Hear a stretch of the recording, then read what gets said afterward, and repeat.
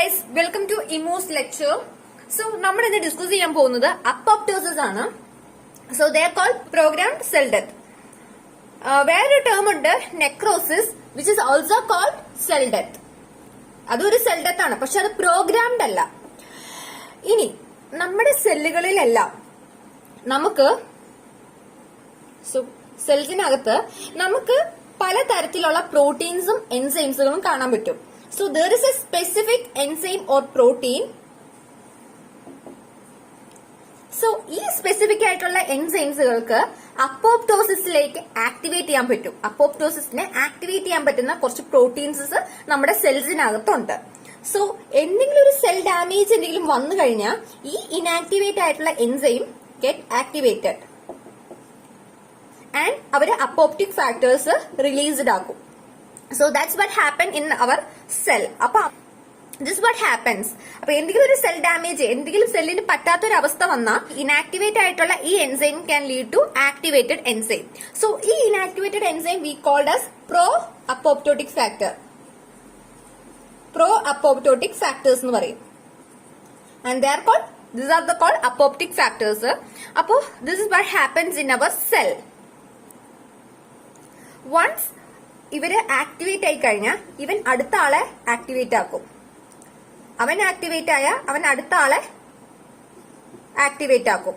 So this what happens. ഇനാക്ടിവേറ്റിനെ activate ആക്കുന്ന ഒരു സീരീസ് ഓഫ് പാത്വേ നമ്മുടെ സെല്ലിനകത്ത് നടക്കുവാണ്. പിന്നെ സോ ഇത് സ്റ്റാർട്ട് ചെയ്യുന്ന ഒരു ഇനീഷ്യേഷൻ പ്രോസസ് വഴിയാണ്. ആ ഒരു പ്രോസസ്സിൽ നമുക്ക് രണ്ട് പാത്വേസ് ഉണ്ട്. One is called extrinsic pathway and the other is called intrinsic pathway. So the major ആയിട്ടുള്ള ഇവരുടെ തമ്മിലുള്ള വ്യത്യാസം, ഡിഫറൻസ് എന്തെന്ന് വെച്ചാൽ എക്സ്ട്രിൻസിക് പാത്വേയുടെ സോഴ്സ് എന്ന് പറയുന്നത് ഫ്രം ഔട്ട്സൈഡ് ആയിരിക്കും. It is a source from outside. And intrinsic പാത്വേക്ക് ഇൻസൈഡ് സോഴ്സ് ആയിരിക്കും ഉണ്ടാവുന്നത്. ഇവരുടെ സോഴ്സ് ഫ്രം ഇൻസൈഡ് ആയിരിക്കും ആൻഡ് അവരുടെ സോഴ്സ് എക്സ്ട്രിൻസിക്കിന് ഔട്ട്സൈഡ് സോഴ്സ് ആയിരിക്കും ഉണ്ടാവുന്നത്. So that's the major difference. ഇനി ഞാൻ ഇൻട്രിൻസിക് പാത്വേയില് this is our mitochondria. So intrinsic പാത്വേയിൽ എന്താ സംഭവിക്കുന്നതെന്ന് വെച്ചാൽ കുറച്ച് പ്രോട്ടീൻസസ് ഇൻസൈഡിൽ തന്നെ സെല്ലിന്റെ ഉള്ളിൽ തന്നെയുള്ള കുറച്ച് പ്രോട്ടീൻസസ് which is can be called backs.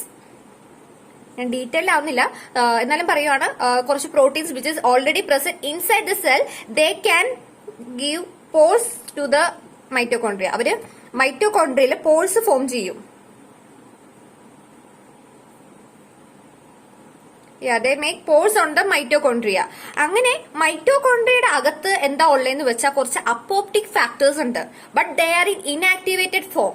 Inactivated ഫോമിൽ മൈറ്റോകോൺട്രിയയുടെ ഉള്ളിൽ കുറച്ച് അപ്പോപ്റ്റോട്ടിക് ഫാക്ടേഴ്സ് ഉണ്ട്. സോ ഈ ഫാക്ടേഴ്സുകളെ റിലീസ് ചെയ്യുകയാണ് സംഭവിക്കുന്നത്. ബാക്സ് എന്ന് പറഞ്ഞ protein get bind to the mitochondria and form pores on the mitochondria. അങ്ങനെ അപ്പോപ്റ്റിക് ഫാക്ടേഴ്സുകൾ റിലീസ് ആവുകയാണ് ചെയ്യുന്നത്. So that factors can be called cytochrome C.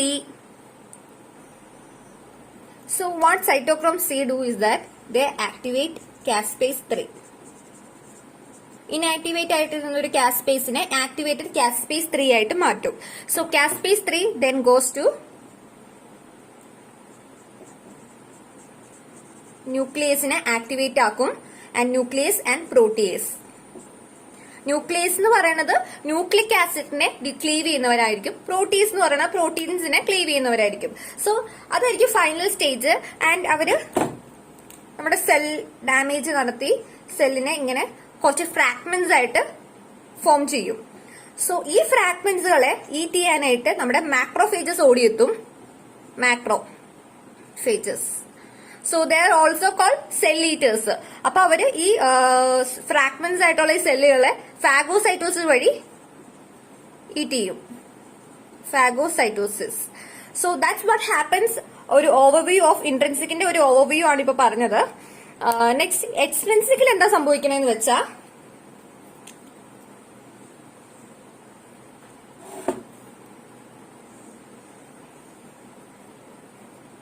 എക്സ്ട്രിൻസിക്കില് source എന്ന് പറയുന്നത് ഔട്ട്സൈഡ് ആയിരിക്കും. So there will be a receptor for accepting the സിഗ്നൽസുകൾ receive ചെയ്യാനായിട്ട് കുറച്ച് receptors ഉണ്ടാകും. സോ ഒരു ലിഗാൻഡ്, ഏതെങ്കിലും ഒരു എക്സ്റ്റേണൽ ആയിട്ടുള്ള ഒരു ലിഗാൻഡുകൾ ഒരു സെല്ലിന് ഡാമേജ് നടക്കാൻ ആവശ്യമുള്ള സമയത്ത് ഈ റിസപ്റ്ററിൽ പോയി ബൈൻഡ് ചെയ്യും. സോ റിസപ്റ്റേഴ്സിൽ കുറച്ച് ഡൊമൈൻസ് ഉണ്ടാകും. They are called death domains.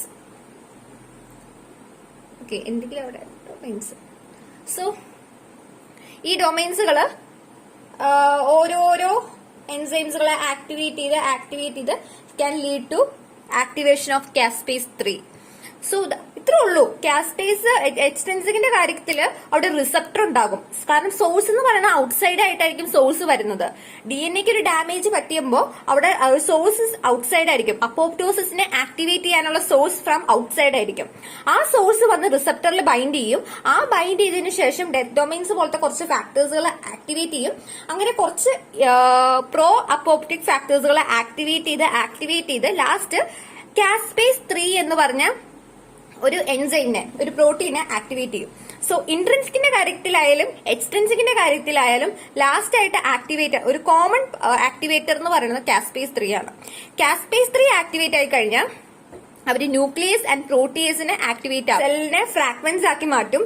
ആ fragments it is been phagocytosis. So if you like this video, please like, share and subscribe, and thank you for watching.